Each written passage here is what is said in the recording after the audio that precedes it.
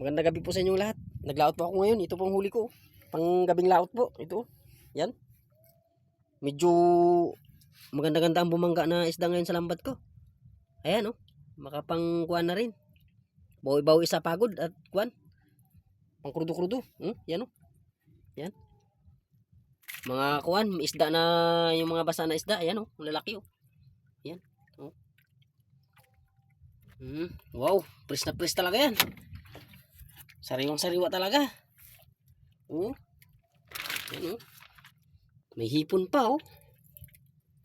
Sarap, oh. Buhay pang hipon, oh.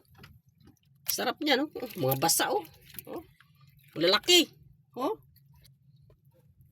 Lalaki ang troops, oh. Oh. Mga basa. Magandang isda, mga sorted to. May presyo-presyo kasi itong isda na ito. Yung ganito. Yan, oh. May presyo-presyo yan. Oh. Ang lalaki. Ito pa, oh. Siguro, ang 2 piraso siguro ay kalahating kilo. Meron pang malaki, oh. Ito, tursilyo, oh. Tursilyo yan, oh. Oh, laki. Tursilyo. Tursilyo yan. Laki ng tursilyo. Oh, ito pa, may malaki pa, oh. Malalaki nga, oh. Ang huli ko. Ganyan sana, kada laot, di makabaw-ibaw isa kuan. Gastos at pangkuan, krudo-krudo.